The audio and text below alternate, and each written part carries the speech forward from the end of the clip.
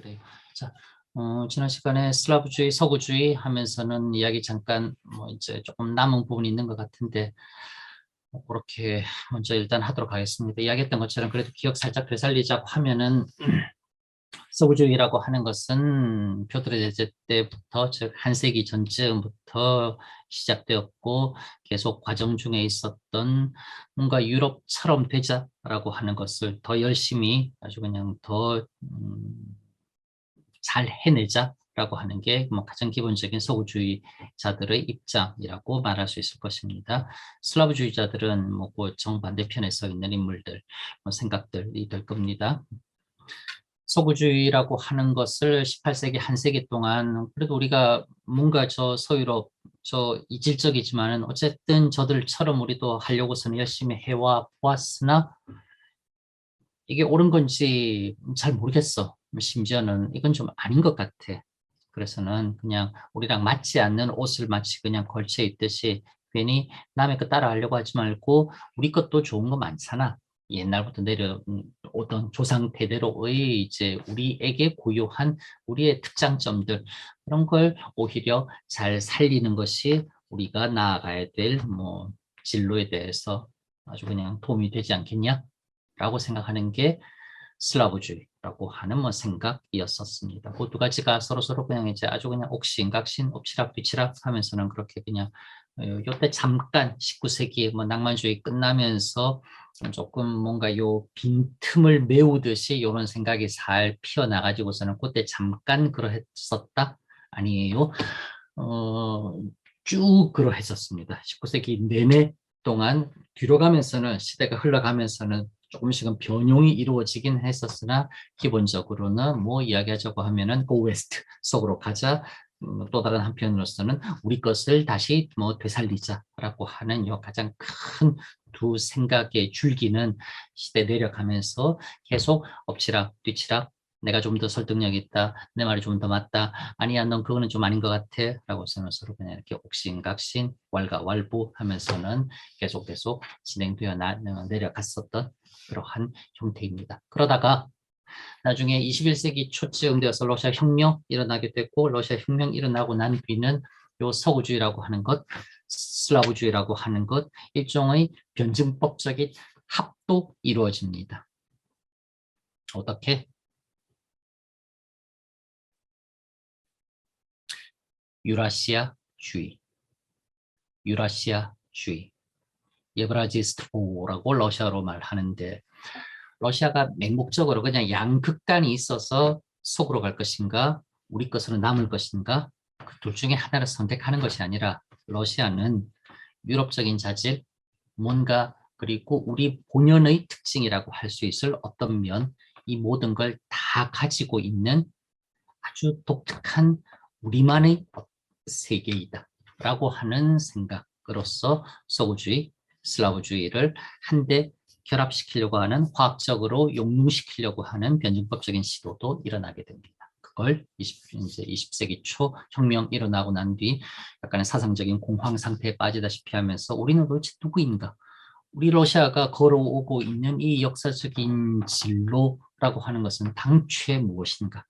라고 하는 것에 대해서 생각 좀 하는 사람들, 글 좀 읽은 사람들, 책 좀 쓰는 사람들 끊임없이 고민하면서 뭔가 길을 찾으려 했고 그렇게 해서 한 100년쯤 뒤인 20세기 초에 찾아진 길은 앞에 이야기했었던 그 두 가지를 결합시키는 어떠한 제3의 길, 그게 차라리 우리 러시아의 길이지 않을까라고서는 생각한 게 양쪽으로 갈라지는 것이 아니라 이쪽의 특징도 있고 저쪽의 특징도 함께 우리는 모두 다 가지고 있는 그래서 우리는 뭔가 아주 자족적이면서도 아주 독자적인 특이한 뭔가 우리만의 세계 그걸 이야기하기를 예브라지스트보 유라시아주의라고서 이야기하면서는 그렇게 또 번져나갔었어요.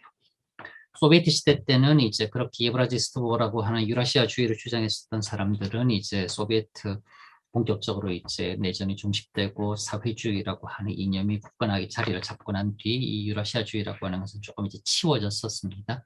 그러다가 소비에트가 해체되고 20세기 말 21세기 초 또다시 사회주의라고 하는 역사적 실험, 여지껏 그 어느 민족, 그 어느 국민들, 그 어느 시대에도 없었던 전무후무한 역사적 실험 끝에 결국은 다시 돌아온 우리 러시아.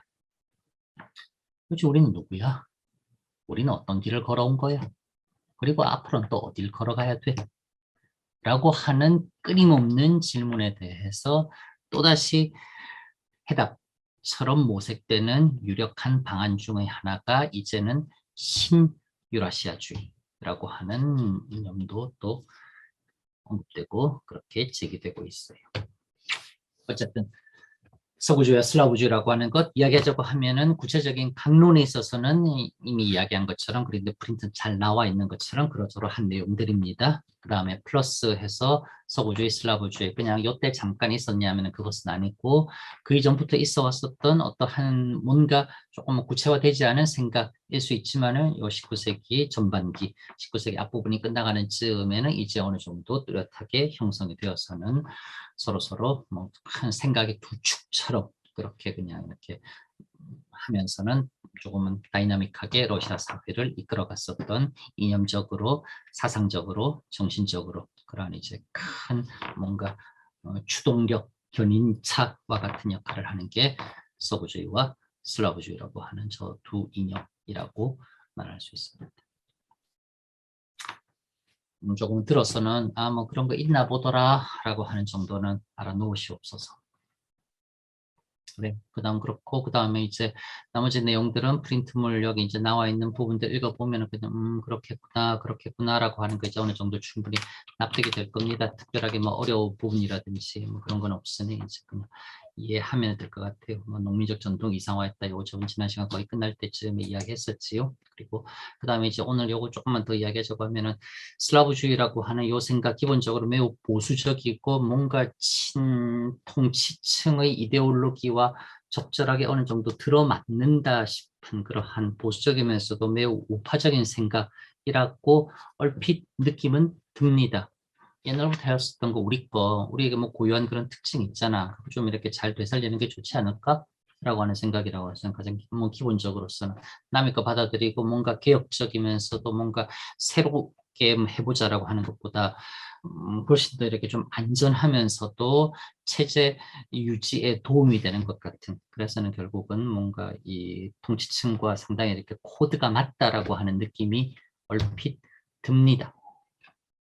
사실이에요. 그러나 실제는 그러지 않았어요. 당연히 실제는 그러지 않았으니 슬라브주의에서 주장되는 종교적 우월성, 거기서 비롯한 종교적인 이상은 서구의 입헌주의, 헌법이라고 하는 것을 제정하고 헌법 하에 각종 법을 제정하고 그 다음에 법령 등등에 의해서 한마디로 황제라고 하는 모든 권력을 가진 전제적 군주, 그의 자의에 의해서 국가가 통치되는 것이 아니라 물론 법은 있었지만 그 법을 결국은 해석을 하고 적용을 하는 최종적인 결정은 사실상은 황제가 좌우지했었던 그 상황이 러시아 제정 때의 상황이었습니다. 근데 그렇게 하지 말고 결국 이제 아주 그냥 이 입법과 그 다음에 요 행정 통치에 있어서는 이제 법치주의라고 하는 것을 실현하자라고 하는 게 입헌주의 헌법을 제정하고 헌법에 입각해서는 이제 국가 통치 운영을 하자라고 하는. 그 다음에 복지주의적 형식적 통치 메커니즘뿐만 아니라 러시아 제국의 전제정을 지탱하던 외적 틀에 대해서도 슬라브주의는 매우 비판적이었다고요. 즉 그래서는 슬라브주의는 농노 예방해라. 어떻게 같은 러시아인이 같은 동족, 동포 러시아인을 말은 농민이라고 하지만은 사실상 소, 말과 같은 짐승과 같은 상태의 노예로 부릴 수 있느냐. 이건 심각한 도덕적 해이자 생각할 수도 있을 수도 없는 일이다. 농민이라고 말하지만 사실상 노예 상태나 다름없는 저들을 해방하라 라고 하는 요구 또한 슬라브주의라고 하는 이들의 주장이었었습니다. 농민적 전통을 이상화 뭐 등등 앞에 있었지만은 그냥 무조건 황제 최고야, 황제 폐하 믿고 따르겠습니다. 저희들을 잘 인도해 주시옵소서. 이게 아니었다고요. 이게 아니라 슬라브주의, 서구주의는 기본이고 슬라브주의 또한 역시 마찬가지로 이제 매우 통치층 이 듣기에는 아주 불편하면서도 아픈 그러한 면들을 언급하면서는 개선, 변화 요구했었던 것 역시 슬라브주의였었습니다. 정신활동의 자유를 명목으로 하는 양심 출판 언론의 자유와 검열의 폐지를 주장하는 등 슬라브주의가 당시 니콜라 1세의 보수 반동적 전제 정치와 맥락을 같이 하는 것은 결코 아니었었다라고 하는 점은 유념하고 이런 부분들은 꼭 혼동하지 말고 정확하게 이해할 수 있도록 그렇게 합시다. 그래. 그래서는 뭐 대표적인 사람들 이러저러한 사람들이 있습니다. 호메코프라고 하는 사람, 그 다음에 이반 키리옙스키, 표트르 키리옙스키라고 하는 형제들, 그 다음에 역시 여기는 형제가 좀 많네요.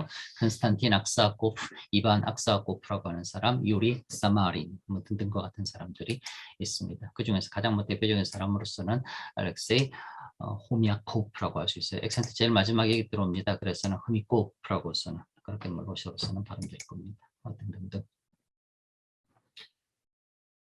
츄알라이프의 철학서한이라고 하는 부분에 최초로 반박하면서 러시아인들은 뭔가 요 함께 한다라고 하는 공동체성이라고 하는 것, 이거는 러시아인들에게 마치 이거는 뭐라고 할까나 누가 뭐 가르쳐 주거나 우리가 그래야 된다라고 하는 학습의 차원이 아니라 그냥 우리가 처음 생겨나던 그때부터 우리 러시아인들은 뭔가 서로서로 위하면서는 언제나 이렇게 공동체적인 그런 삶의 모습들을 유지해 왔다. 그걸 최초의 그러한 이제 모습을 복원하는 것, 그것으로부터 슬라브주의는 출발할 것이다.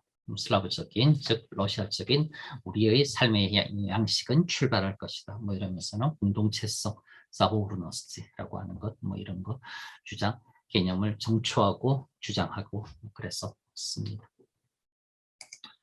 서구주의와 슬라브주의 비교 이후의 진로 해가지고서는 공통점도 있습니다. 그냥 둘이 그냥 늘 싸우기만 하거나 서로 그냥 사사건건 이렇게 대립하거나 뭐 의견이 갈리었던 것은 아니었었어요. 공통점도 있었고 차이점도 있었으나 통상 뭐 사람들은 뭐 두 가지가 서로 좀 다른 것 같네. 그러면 얘네들이 이렇고 쟤네들은 저렇네. 그래서 서로 다르구나.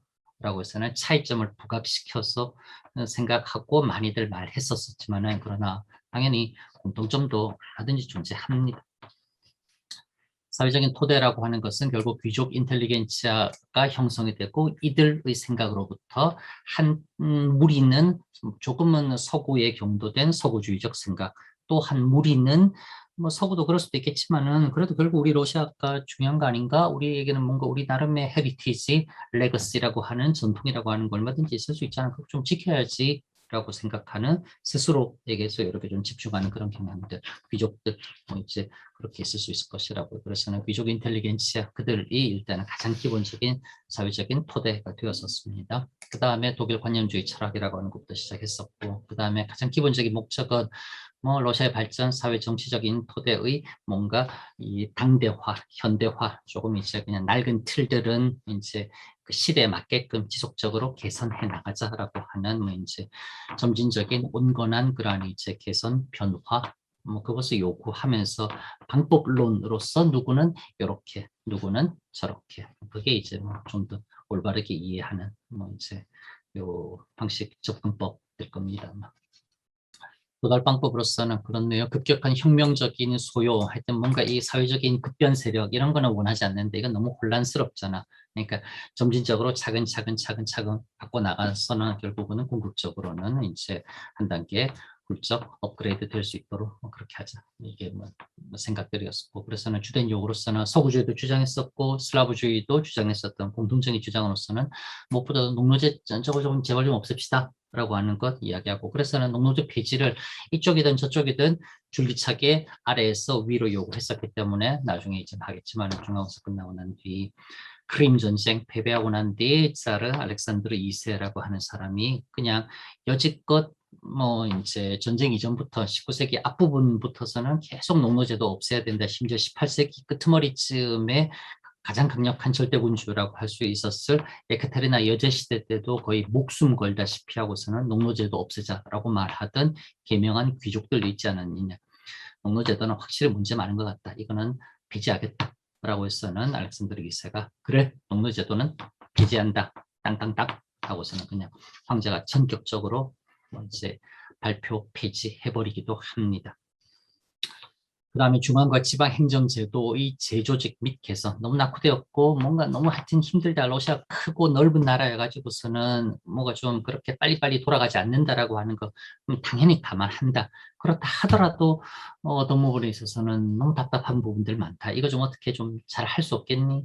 라고 하는 요구는 이쪽도 저쪽도 위를 향해서 다 하던 요구였었다. 그런 부분들. 그 다음에 이것뿐만 아니라 시민의 자유권 보장, 공개재판제도 도입, 재판이 매우 불투명하다. 끼리끼리 짜고 치는 것 같고 사법제도의 투명하지 못함, 뭔가 사법제도의 비합리적인 모순이라고 하는 것. 이것이 사실은 국민 입장에서는 국가에 대한 불신을 초래하는데 가장 결정적이다. 사법제도 제발 어떤 식으로 좀 해라. 공개재판 그렇게 밀실에서 뭘 어떻게 결정하는지 너네들끼리 뚝딱뚝딱 죄, 유죄, 무죄 가르고 형량 정하지 말고 떳떳하게 공개적으로 재판에서는 판결을 내리자라고 하는 공개재판제도 주장하고 개인의 권리와 기업 활동의 자유 등도 최소한 이 정도는 보장하라라고 하는 이제 그런 요구는 서구주의자는 생각이건 슬라브주의자는 생각이건 전부 다 나왔었습니다. 결국 그렇게 이야기하자고 하면 정부에 대해서는 이제 뭐 찬성하거나 친정부 내지는 뭐 정부의 관변 단체처럼 이렇게 그냥 정부 주변에 머물렀던 것이 아니라 어쨌건 통치층의 요 반대편에 서서 통치층을 향해서 지속적으로 이거는 바꿔야 됩니다. 이건 이래서는 안 됩니다. 이건 이래야 된답니다. 라고 하는 것을 지속적으로 이야기했었던 그룹이었었습니다. 결국은 변화가 필요하다는 뭔가 계속 사회 전반에서 일어나는 요구를 이제 받아들이고 그걸 오히려 더 증폭시키고 또 사람들의 생각을 좀 더 합리적이면서도 이성적이고 정교하게 이렇게 모을 수 있는 그러한 이제 수렴, 여론을 수렴하고 뭔가 조금은 보다 더 이제 합당한 대안을 이렇게 제시할 수 있도록 그렇게 끊임없는 토론 을 이제 끌어낼 수 있었다라고 하는 점에서 서구주의와 슬라브주의라고 하는 것. 그냥 무익한 사회 여론의 분열, 서로 간의 논쟁, 그로 인한 뭐 어떤 이 소모적인 이러한 다툼 결코 아니었었습니다. 처음에는 당연히 생각 안 맞을 수 있지요. 그러면 그 생각이 안 맞다고 해가지고서는 그냥 안 맞은 채로 두거나 상대에 대한 징후 내지는 어떠한 이제 뭐 폭력적인 방법으로 상대 나의 생각을 관철시키려고 하는 것. 그것보다는 19세기 이 앞부분에는 그래도 훨씬 더 나았었습니다. 이야기하고 맞춰보려고 하고 하는 면들은 훨씬 더 강했었던 아주 양호했었던 뭐 상황이었었습니다. 물론 그 상황에서 있었던 사람들은 아주 뭐라고 할까나 열띤 논쟁을 통해서는 상대에 대해서는 아주 그냥 치열한 그런 감정으로서 이끌어 갔었지만은 그러나 역사적인 입장에서 조금 소급해 본다든지 한 발 떨어져서 보자고 하면은 그러한 식으로 사회적인 논의를 모으는 그 과정 자체가 이렇게 그래도 매우 이야기하자면 조금은 생산적이면서도 건강하게 진행될 수 있었다라고 하는 점은 이거는 충분히 감안해야 될 그런 부분입니다. 그 다음에 차이점들은 정치적인 노선은 조금 이제 달랐었습니다. 흔히들 이 차이점이 이렇게 나뉘어지는 이 부분, 이걸 가지고서는 이제 서구주의는 이랬었고, 슬라브주의는 저랬었고, 그래서는 뭐 이제 좀 이랬다라고 이야기하는. 서구주의는 영국과 프랑스의 경우처럼 입헌군주주의와 의회제도를 도입하자 해가지고서는 뭔가 이제 한마디로 본격적인 그런 이제 앞서 나가는 것처럼 보이는 그러한 서구 로마 가톨릭 국가들의 체제로서의 정치라고 하는 것을 본격적으로 이렇게 그냥 받아들이고 그걸 러시아 상황에 어떻게든 적용시켜 보려고 하는. 그다음에 슬라브주의 같은 경우는 쟤네들은 그렇게 하지만은 그거 우리 쪽에 가져온다고 해서는 그게 우리 쪽에서 잘 작동된다라고 하는 모르잖아 이거는. 그러지 말고 옛날 중세시대 때부터 있어 온 전국회의라고 하는 것.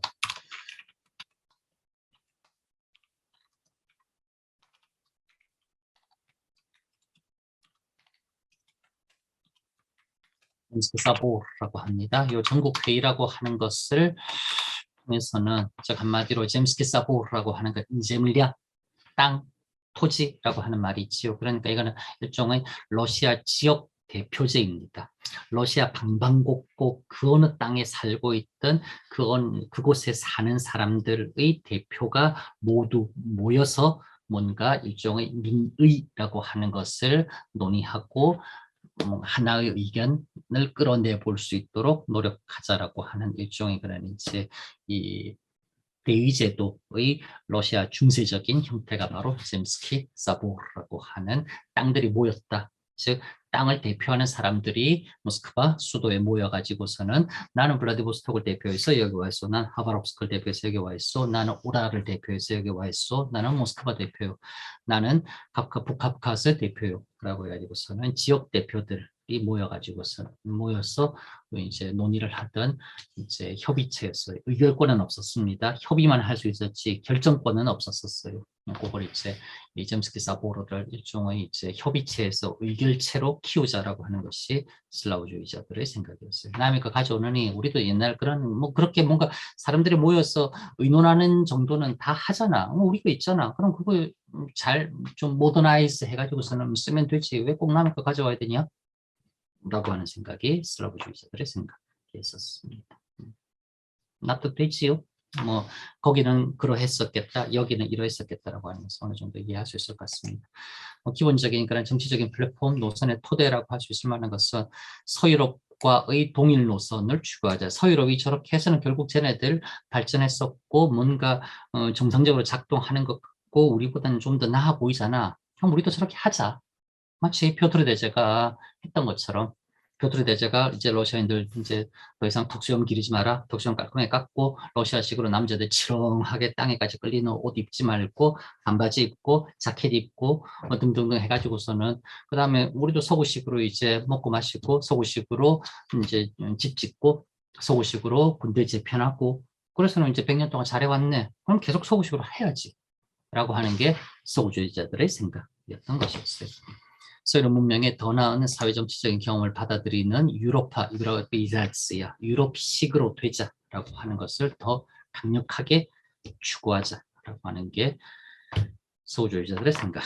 슬라브주의는 서구와 러시아는 사실상 공통점 없다. 우리는 우리고 쟤네들은 쟤들이잖아. 우리는 우리의 독자성을 지키는 게 당연히 필요하고 그러나 부분 서구의 기술이 도움이 된다고 하면 그 정도는 당연히 우리도 받아들일 수 있지. 뭐 그것도 싫어라 할 정도로 꽉 막힌 사람들은 우리 아니다.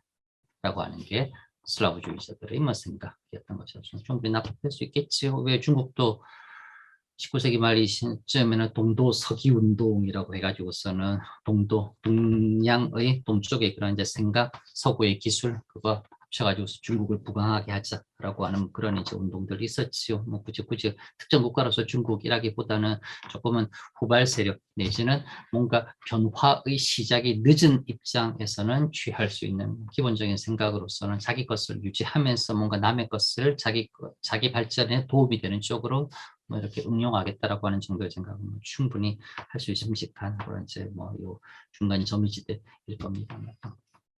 그다음에 이 부분부터 서구주의에 따른 기본적인 생각이 러시아는 서구의 아들이다. 즉 서구가 앞서고 러시아는 확실히 서구보다 뒤처진다. 그러니 빨리 따라가야 돼. 슬라브주의자들의 생각은 아니야. 우리가 차라리 쟤네들보다 훨씬 나아. 우리는 여전히 도덕적으로 윤리적으로 우리가 훨씬 더 건강하면서도 우리가 훨씬 더 뛰어나. 서구는 타락했어. 쟤네들 하는지 좀 봐봐. 뭐 종교개혁이니 뭐니 신을 믿지 않느니 등등등 하면서 쟤네들 엉망이잖아. 그러면서는 뭐 이 산업혁명이니 기술이니 그다음 또 뭐 이 진화론이니 뭐 이딴 거 꺼내면서는 서구 쟤네들 하는지 좀 봐. 저거들은 도대체 신의 말씀이라든지 삼라만물 이 삼라만상 우주의 원리를 부정하기도 하는 등 저것들은 인간이 아니야. 우리가 훨씬 더 도덕적으로 우리가 훨씬 더 우리의 영혼이 훨씬 더 고매하다라고 하는 것 주장하면서는 우리가 서구보다 차라리 훨씬 더 뛰어나다라고 하는 러시아가 서구의 어머니이다 라고 하는 이런 정도. 요 그냥 이걸로서는 딱 이야기할 수 있을 것 같아요.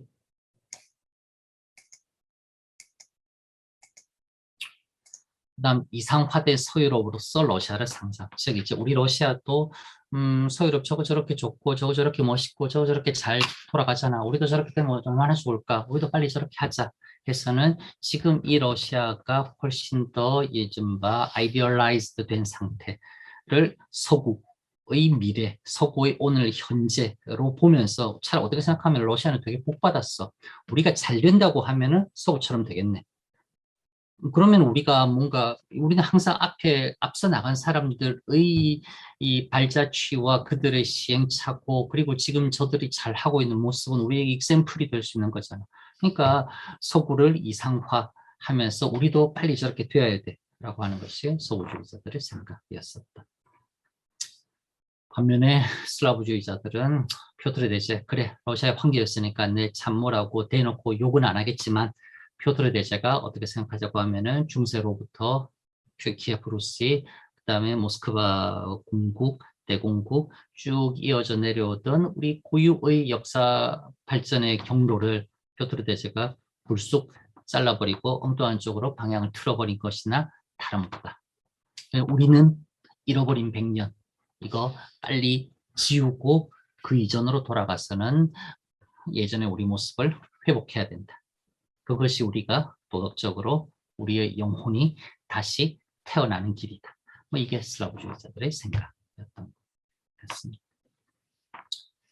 이제 시간 지나면서는 사회주의적 성향의 인민주의, 자유주의로 그렇게 점차 분열되어 가기도 하고 슬라브주의는 범슬라브주의라고 하는 또 다른 정치적, 철학적, 사상적 이념으로서 변모해 나가고 또 그렇게 확장되어 나갑니다. 범슬라브주의 뭔가요?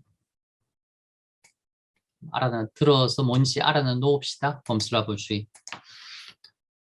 팬슬라비즘 이라고 할 수 있는 팬이라고 하는 것은 이렇게 퍼져나간다라고 하는 그런 뭐 의미인 것 같고 슬라브인들이 퍼져나간다라고 하는 뭐 그런 정도로서는 범슬라브주의 즉 두 가지로 나뉘어집니다. 협의의 범슬라브주의는 좀 더 우리가 생각할 수 있기 쉬운 부분이에요. 협의의 범슬라브주의는 슬라브 사람들 중에서 슬라브인들 중에서 우리 러시아가 최고야. 러시아, 우크라이나, 벨라루스라고 하는 동슬라브 중에서 러시아가 최고다. 뿐만 아니라 저쪽 서슬라브, 폴란드, 체코, 슬로바키아 걔네들 중 다 합치더라도 우리가 최고야. 그것뿐만 아니라 그리스에 가까운 남슬라브, 불가리아, 세르비아, 크로아티아 등등의 남슬라브인들과 다 합치더라도 역시 뭔가 슬라브인들의 이 문화권에서는 우리 러시아가 최고야. 그러니 우리 러시아가 슬라브 형제 국가들, 형제 민족들보다도 수직적으로 더 높은 위치에서 그들에게 적극적으로 개입해 들어갈 수 있다. 그들을 필요하다고 하면 그들을 보호할 수도 있을 테고 하면서는 슬라브 문화권, 슬라브 세계에서 러시아가 중심이 되어야 된다. 좁은 의미에서의 범슬라브주의, 슬라브 확장, 슬라브 팽창주의 사상입니다. 넓은 의미에서의 범슬라브주의는 조금 달라요. 좁은 의미에서 범슬라브주의는 조금 이해가 되겠지요. 그래 뭐 러시아 언제나 뭐 좀 밖으로 치고 나가려고 하는 좀 있잖아. 그래 뭐 역시 뭐 싹이 보였구나 옛날부터 해가지고서는 좁은 의미의 범슬라브주의라고 하는 것은 충분히 그래 뭐 그럴 수 있겠다라고 납득이 됩니다. 넓은 의미의 범슬라브주의는 이야기가 조금 다릅니다. 뭐냐면은 슬라브인들이 유럽 대륙 전체에서 매우 핍박을 받고 있다. 핍박받는, 박해받고 뭔가 통제받는 이 고리, 이 사슬을 끊어내는 데 있어서 슬라브인들끼리 단합했다. 쉽게 이야기해서 러시아 제정 내에서 황제라고 하는 사람이 러시아의 농민들을 매우 착취하고 있다. 좀 더 정확하게는 황제는 귀족을, 귀족이 농민들을, 농민들은 농노를 이러한 이제 수직적 위계 구조에서 어찌되었건 결과론적으로 통치층이 같은 슬라브인 동포들을 착취하고 있다. 수직적으로. 이 고리를 끊어내야 된다. 이렇게 끊어내기 위해서는 이 슬라브 러시아의 농민들 그들끼리 단합하고 연대해야 된다. 하나 더. 오스트리아 헝가리 제국에서 체코인들, 슬로바키아인들은 오스트리아 게르만인들에게 매우 착취받고 있다. 정치적으로 통제받고 있고 억압받고 있으며 뭔가 경제적으로 수탈당하고 착취되고 있다. 이렇게 비록 다른 국가이지만은 고통받고 있는 우리 슬라브인들로서 체코인들, 슬로바키아인들 저들을 또한 우리가 단합해야 된다. 헝가리인들에 대해서 세르비아인들, 오스만 투르크 제국, 터키인들의 조상들에 의해서 우리 불가리아인들이 억압받고 착취당하고 있다. 즉 한마디로 유럽 대륙 전역에서 유독 슬라브인들만이 비슬라브인들에 의해서 정치적으로 억압받고 경제적으로 착취당하고 있다. 이러한 사슬을 끊어내기 위해서는 억압받고 착취당하는 슬라브인들, 그들끼리 연대해야 된다. 라고 하는, 그렇게 슬라브인들이 확장되고 국가 단위를 넘어서 슬라브인들이라고 하는 이유만으로 다른 국가의 슬라브인들, 이쪽 국가의 슬라브인들, 그들끼리 연대하자라고 하는 게 넓은 의미에서의 슬라브인들이 확장하고 팽창하자라고 하는 범슬라브주의가 됩니다. 알겠사옵니까? 뭐 그랬었습니다. 그런 경우가 있었어요. 그리고 그래서는 러시아 국가, 러시아 민족 형성에 있어서 순서를 바꾸는 게 낫겠네요.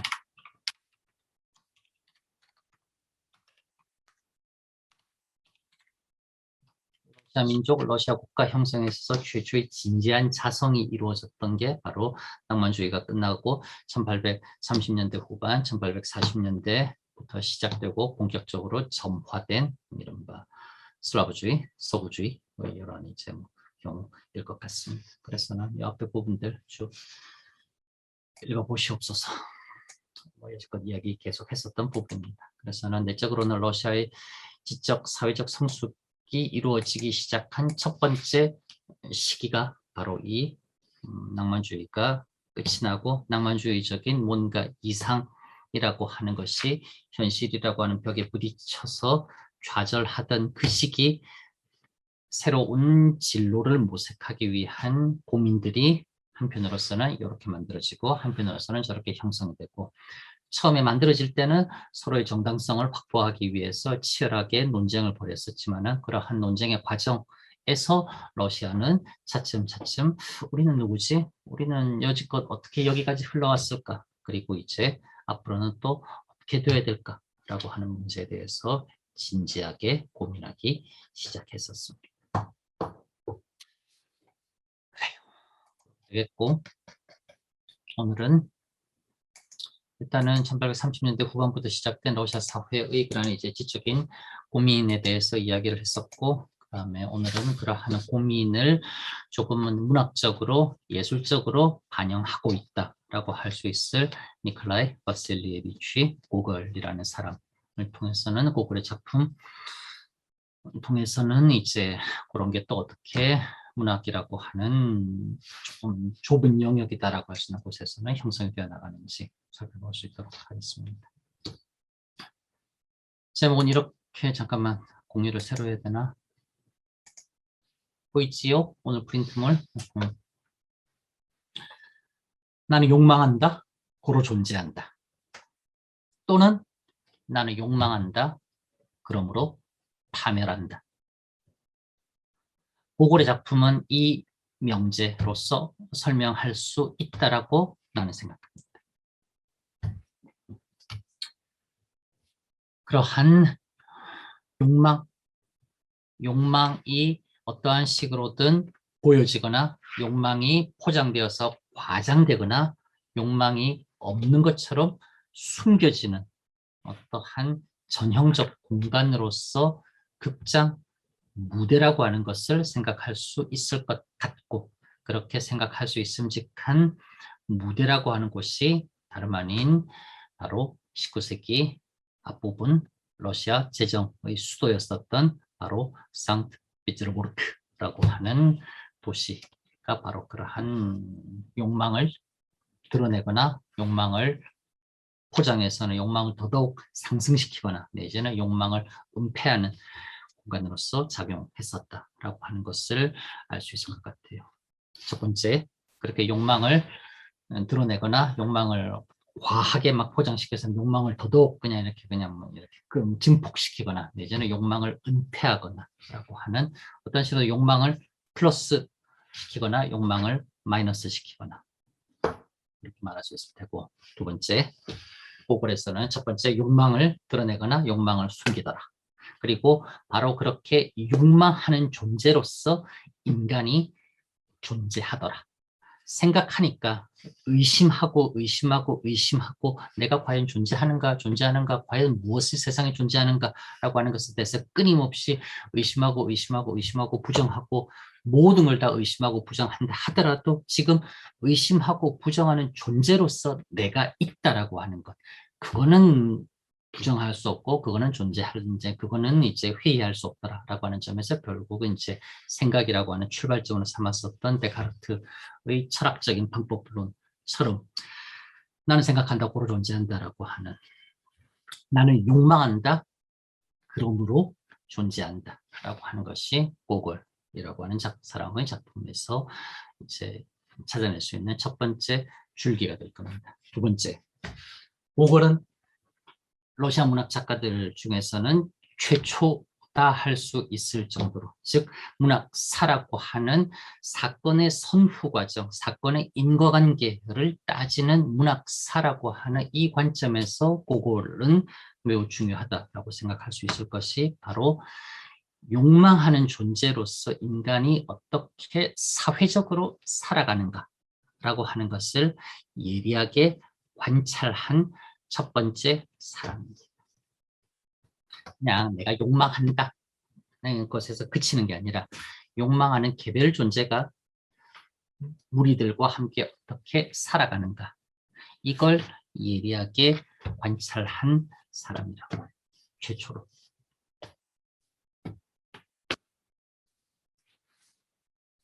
세 번째, 욕망이라고 하는 것을 결국은 사회적인 상황에서 드러낼 수 있도록 관찰했다라고 하는 사람답게, 낭만주의자들, 그들의 욕망, 그들의 염원, 그들의 이상이라고 하는 것은 개인적인 부분이었어요. 신의 것이었습니다. 그것에서 사회적인 부분으로 모두의 것으로 전환함에 있어서 고글은 작품들을 통해서 그것이 이루어질 수 있지 않을까라고 하는 가능성을 문학이라고 하는 예술로서 보여주었다라는 점에서 고글에 대해서는 평가할 수 있습니다. 세 가지.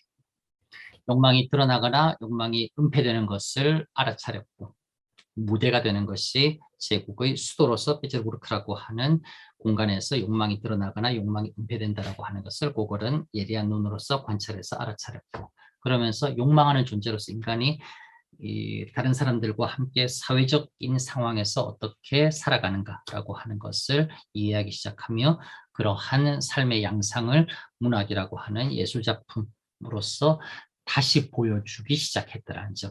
재현, 리프리젠트, 문학이라고 하는 요 예술이라고 하는 요 경로를 통해서 욕망하는 인간이 다른 사람들과 어떻게 살아가는가라고 하는 것을 보여줄 수 있었다라는 점에서 고글에 대해서는 문학사적으로, 그리고 심지어는 사회사적으로도 평가할 수 있을 것입니다. 없나니까 그 이야기가 이제 쭉 오늘 이제 이야기 될 겁니다. 일단 피오트르 1세의 페테르부르크라고 하는 곳으로서의 수도의 이동이라고 하는 점에 대해서는 이야기를 하지 않을 수 없습니다. 18세기의 상황이지요. 요거 쭉 읽어보시옵소서. 읽어보면은 무슨 말인지 충분히 알 수 있습니다. 그냥 문장형으로 자세히 풀어 써놓고 있으니까 어려운 거 그리 없습니다.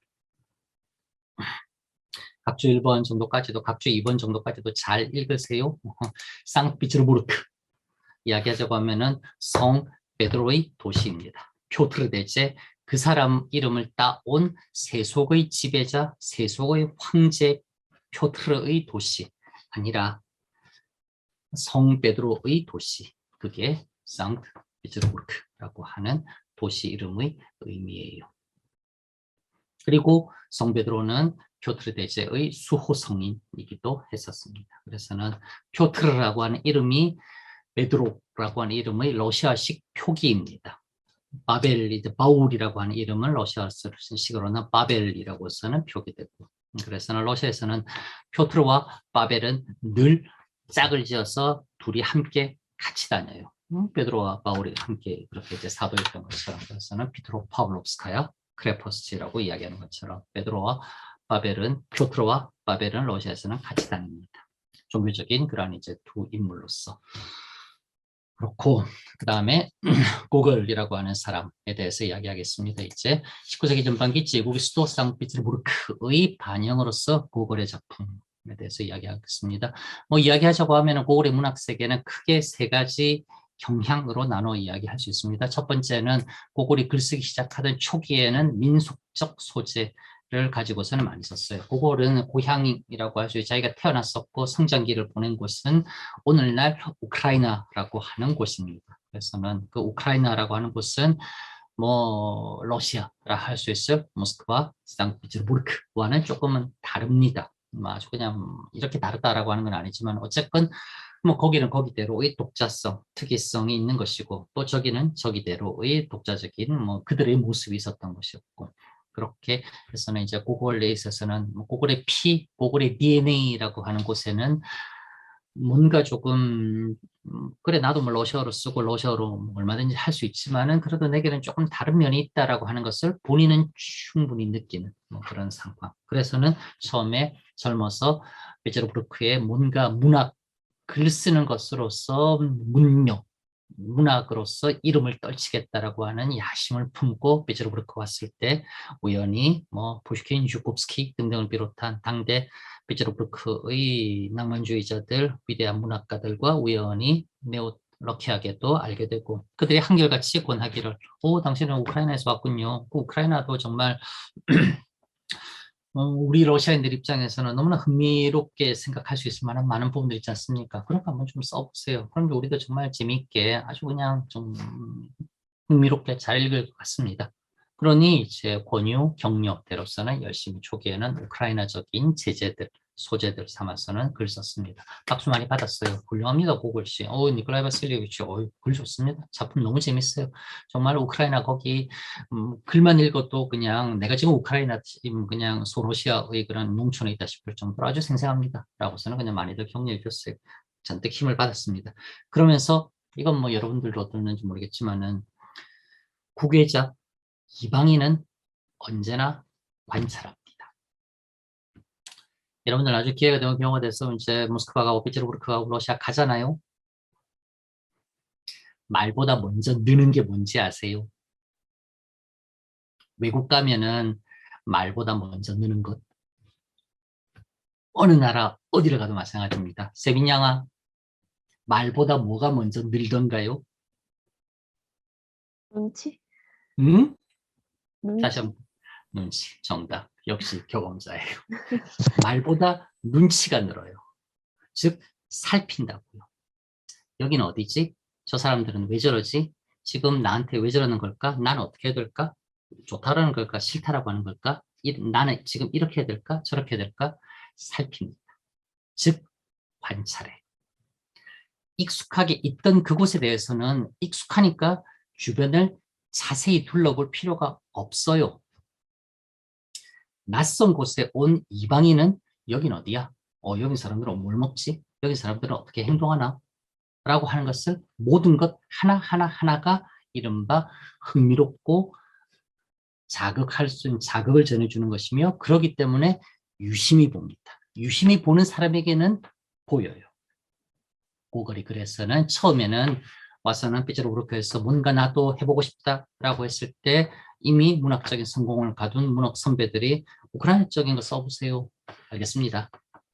쓰면서 자신감을 얻게 됐고 처음에 지내면서 둘러보면서 제국의 수도 상트페테르부르크에 와서 보니 내가 고향 우크라이나에서 생각할 때 제국의 수도 상트페테르부르크는 모든 것이 호화롭고 휘황찬란하고 근사하고 멋지고 아름다울 것 같았는데 막상 내가 제국의 수도 상트페테르부르크에 와서 보니 꼭 그러지는 않구나.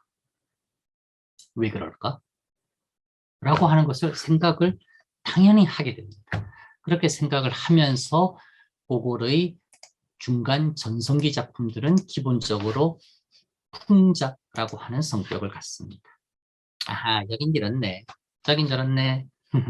하면서는 유쾌하게 즐겁게 남들은 미처 잘 못 보는 것, 봐도 그게 그거다라고서는 깨닫기 쉽지 않은 것. 이걸 반걸음, 한 걸음 떨어져서 지켜보던 사람에겐 그게 아이러니하고, 그게 역설이고, 그게 모순이 있고, 그게 뭔가 부조리하다라고 하는 게 보입니다. 그래서 고글은 이른바 초기 전성기 통해서 일종의 이제 초기 우크라이나 소재 관련한 작품 쓰면서 문학적인 습작 시기를 거치고 이제 어느 정도 완연하게 쓸 수 있는 능력을 스스로도 갖추게 되자 자기가 보았던 베트르부르크에 대해서 쓰기 시작합니다. 그렇게 해서 쓰여진 많은 작품들이 고골의 최고의 작품들이에요. 희곡, 검찰관, 토, 외투, 죽은 혼 등등 하는 이른바 요 중간 시기에 쓰여진 러시아에 대한 기본적으로서는 풍자적인 성향의 작품들이 고골의 주요 작품들입니다. 그 주요 작품들에 대해서 쓰면서 시간이 지나면서 고골이 이제 또 약간 이건 러시아 사람들의 매우 좀 특징이긴 합니다만 시간이 조금 지나면 지날수록 스스로에게 과도한 사명감을 부여하기 시작합니다. 기왕에 글 쓰는 것, 뭔가 짓궂게 놀리고 어두운 면 파헤치고 좋지 않은 모습 보여주고 뭔가 조금 비루한 삶의 모습들을 들춰내는 것. 그래서는 사람들이 아주 즐거워하고 무릎을 치면서 야, 우리 러시아가 이렇구나. 자학 개그 하듯이 웃고 하고 인기 많다라고 박수 받는 것 좋아. 그런데 뭔가 좀 영혼이 맑아지고 신 앞에 한 점 부끄러움이 없고 우리 러시아를 위해서 숭고한 것도 내가 좀 써야 되지 않을까? 라고 하는 과도한 사명감을 스스로에게 부여하기 시작합니다. 비극의 시작이에요. 그러면서 고골은 힘들어합니다. 마음은 한마디로 이제 아주 그냥 뭔가 좀 숭고한 것을 쓰고 싶을 때 몸이 따라주지 않아요. 정확하게는 손이 따라주지 않고 펜이 따라주지 않습니다. 그러자 고골은 스스로에 대해서 아주 자책하고 스스로를 되게 혐오하기 시작합니다. 너 고골, 천하의 쓸모없는 자식. 그냥 러시아의 어두운 면, 제국의 수도의 그런 이제 참으로 남루한 모습, 러시아 농촌의 그런 참 눈뜨고 보기 어려운 면들, 그런 거 그냥 파헤치듯이 마구 그냥 까발릴 때는 그렇게 잘 쓰더니만은 너 이제 좀 좋은 거 쓰려고 하니까 나 하나도 못 쓰는구나. 넌 진짜 나쁜 녀석이구나. 라고 스스로를 막 괴롭혀요. 스스로 괴롭히다 못해 신 앞에 죄송합니다. 회개합니다. 잘못했습니다.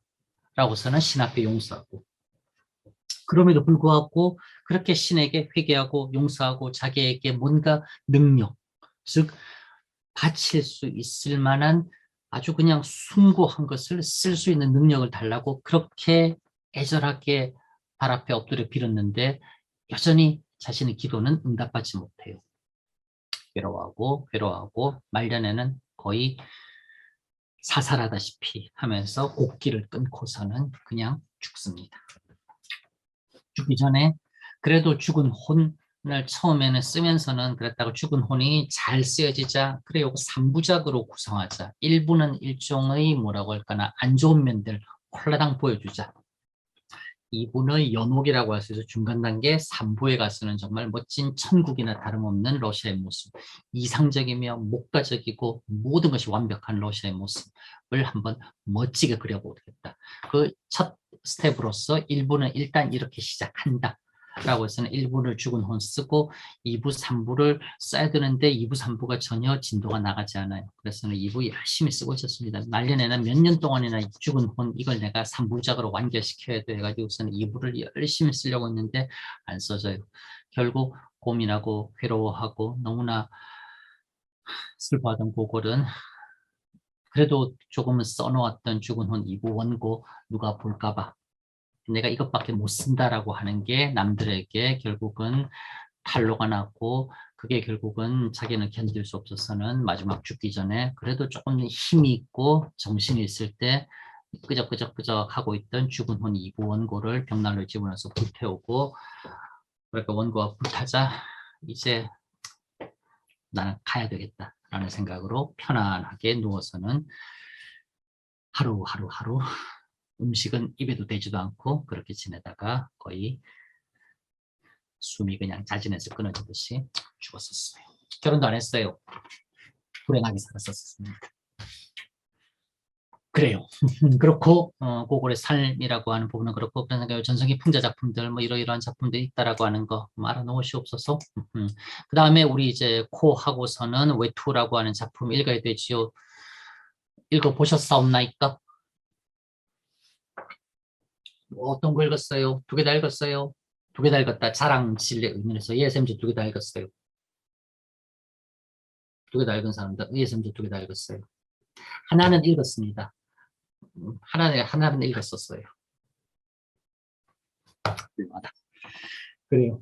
외투나 코나 뭐 크게 이제 맥락에서 보자고 하면은 이걸 가지고 이야기하든 저걸 가지고 이야기하든 이제 뭐 크게 이야기할 수 있는 거라서는 이제 별 문제는 없습니다만 어쨌건 코는 기본적으로 자고 일어나니까 코가 없어지잖아요.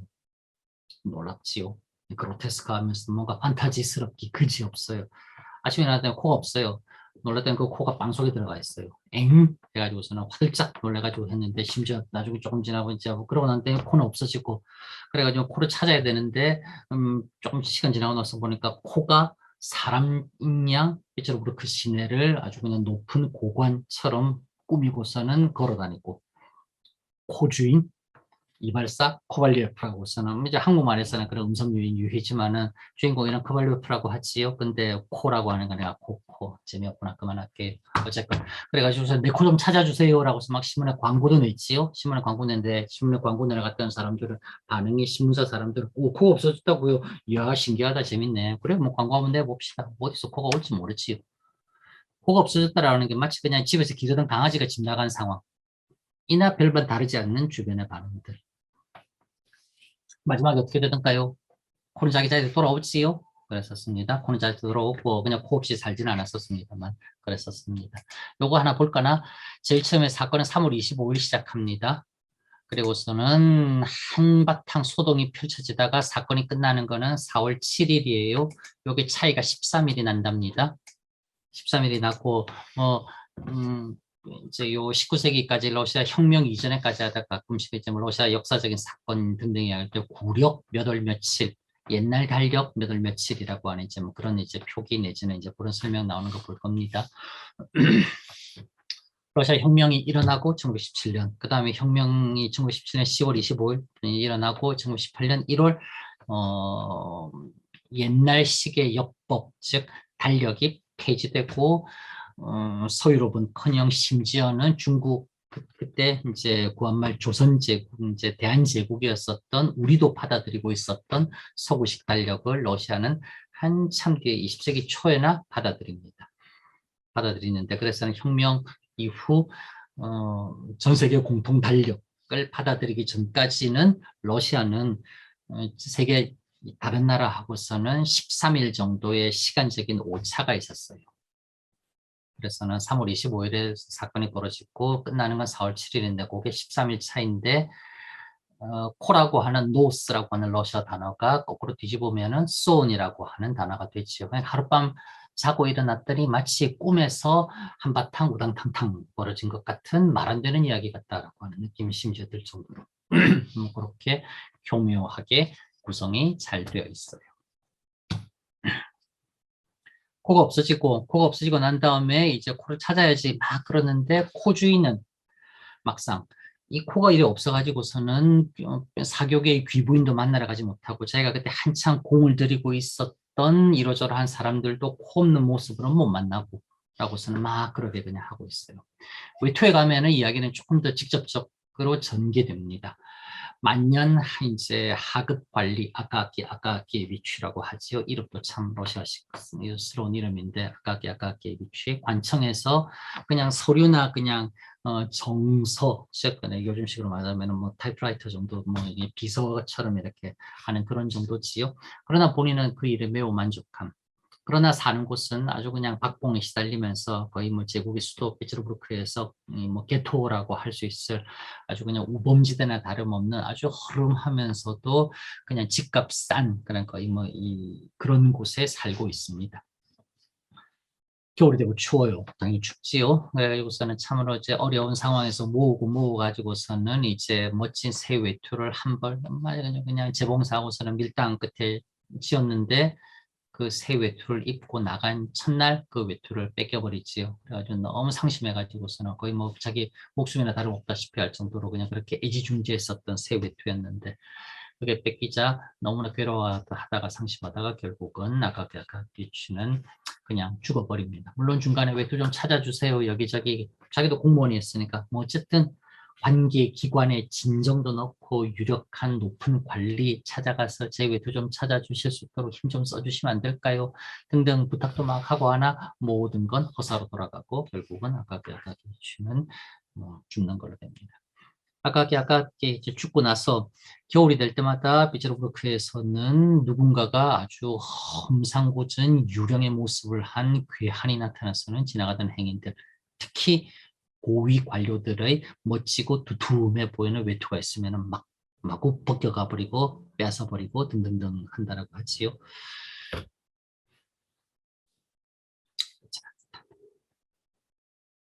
내용만 읽으면 즉 스토리라인만 따라가서 보면은 뭐 이게 뭐야 싶습니다.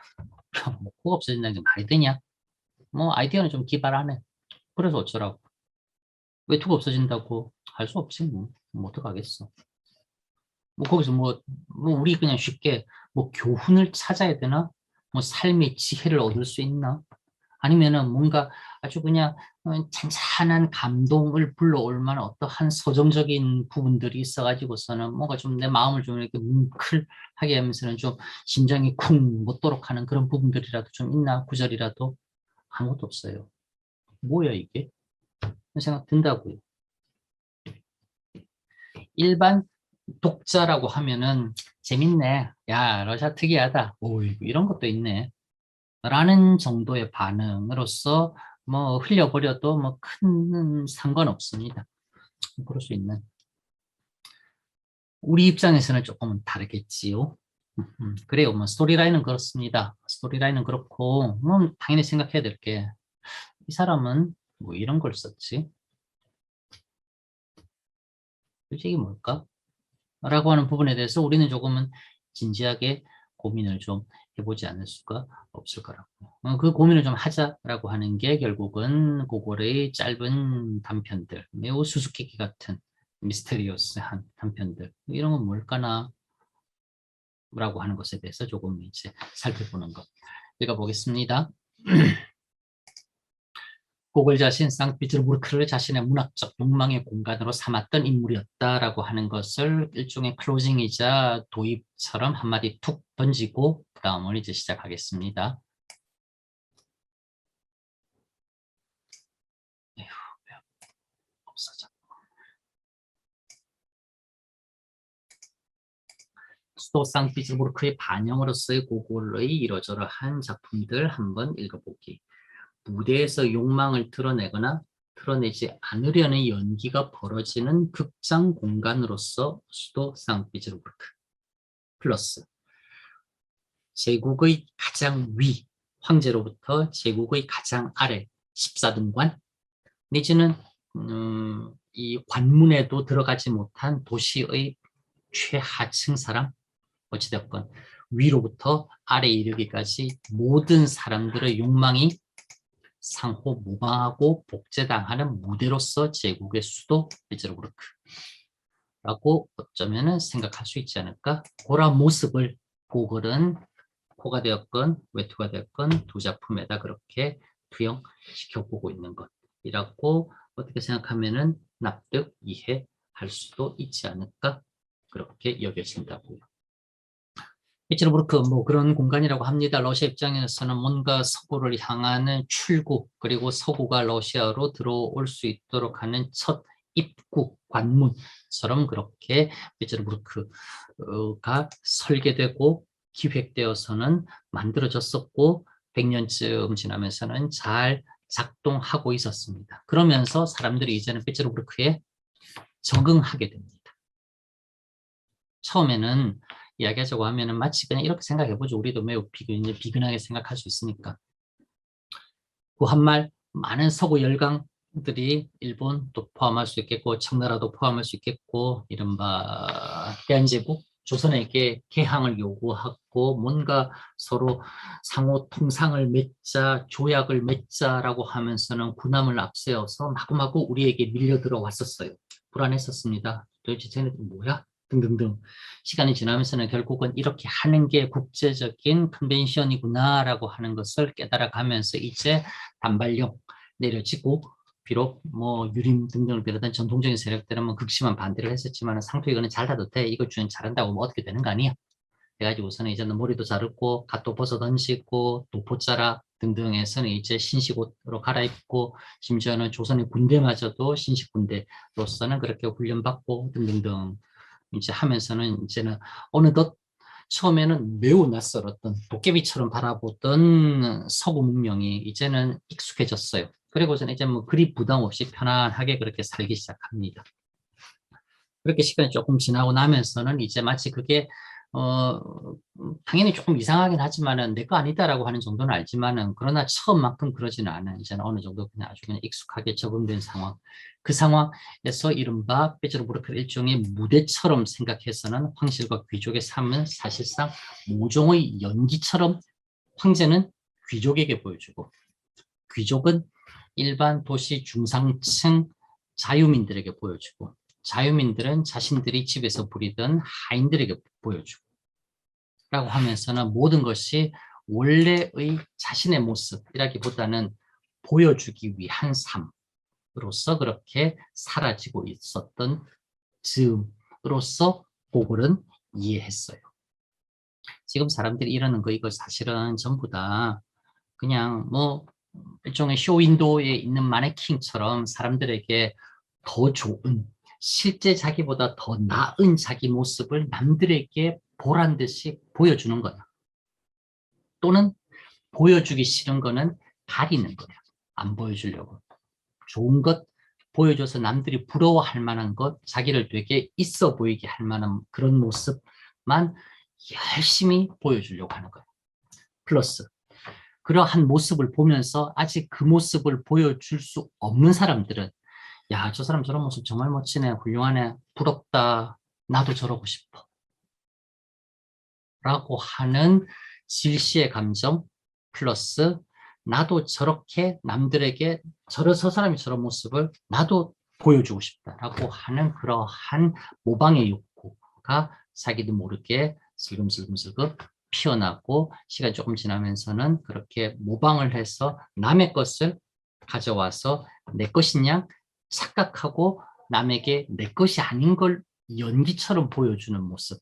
거기서 이제는 그게 연기라고 하는 것도 의식하지 채 못한 채 수도의 많은 사람들이 살아가고 있더라 라고 하는 것을 고골은 눈치를 챕니다. 황제도 그러하고 뭐 이 시하면 장관도 그러하며 1급, 2급, 3급 고위 공무원도 그러하고 돈 많은 사람들도 그러하고 등등등 러시아 저기 시골에 엄청나게 땅 가진 지주도 그러하고 라고 하는 모든 게 다 한마디로 일종의 가짜의 모습을 보여주고 있는 것이라고 고골은 생각합니다. 그러한 위롭다 하달된 유럽적인 삶의 모습 결론적으로서는 흉내내도록 18세기에 그렇게 요구받았고 그 18세기 100년쯤 지나고 나면서 이제 살아가고 있는 제국의 수도인 베르베르크라고 하는 곳에서 살아가는 사람들은 마치 제국의 수도를 연극의 무대처럼 생각하고 거기서 자신의 모습을 보여주는 것은 그것은 고골이 보기에는 사실은 연기나 그 사람들은 그게 자신의 리얼 라이프라고 착각하고 있다라고 하는 것을 고골은 알아차리더라고요. 이러한 모습을 고골은 이거 좀 아닌 것 같은데 뭐 좀 그렇잖아 라고 하는 것을 보여주려고 한다고요. 그렇게 하기 위해서 일단은 첫 단계로 즉 사람들이 뭔가 되게 이상하게 생각하고 잘못 생각하고 있거나 내지는 나만이 보는 것으로서 고골은 그 이전 낭만주의자들은 보고도 외면했던 것을 고골은 외면하지 않습니다. 쓰레기 언급해요. 불어터진 엄지발가락, 각질이 잔뜩 끼어있는 발 뒤꿈치, 손톱 밑에 때가 잔뜩 끼어있는 사람들, 길거리에 쓰레기가 쌓여서는 악취나는 풍경들, 즉 낭만주의자들은 보지를 못했거나 내지는 보고도 고개 돌렸거나 내지는 그거는 문학에 쓰는 것이 아니지 라고 생각했던 것을 고걸은 쓰기 시작합니다. 그러면서 어느 게 진짜고 어느 게 가짜고 당신들이 지금 실제 삶을 사는 것인지 당신들이 연기를 하는 것인지 여기 수도라고 하는 곳 삐져로그룹은 과연 어떠한 공간인가 라고 하는 것에 대해서 알려주기 위해서 자기는 그렇게 말하기 위해서 첫 번째 단계로서 네거티브한 것들 그전 언급될 수 없었던 것들을 이제는 쓰기 시작하면서는 이게 과연 뭘까나요? 라고 하는 것에 대해서 이야기하기 시작합니다. 그렇게 이야기하기 시작한 것. 그래서 고걸 작품의 중편, 단편에 나오는 모든 주인공들은 평범한 사람들 내지는 하층민들이에요. 낭만주의자들은 귀족, 시인, 고매한 인물들, 귀부인들이었다고 하면은 고걸을 비롯한 낭만주의 이후의 자연파 시기의 작가들, 리얼리즘의 많은 작가들은 중하층의 사람들, 그들을 그려내기 시작한다고요. 그렇게 중하층, 그러면 중하층의 사람들, 그들에게도 또한 그들로서의 욕망이라고 하는 것은 당연히 있을 수 있다고요. 그것들을 끄집어내기 시작하면서 얘네들이 무슨 바라는 바가 있어? 그냥 잠시 하루에 세 끼 먹고 근근히 살면은 그만이지 라고 위에서 생각할 수 있지만은 아래층의 사람들을 역시 아래층 그들대로의 무언가 젤라니 욕망, 스트라스라고 하는 것은 있을 수 있다라고 하는 것을 이야기하기 시작하면서 고골은 그래서 말하기 시작합니다.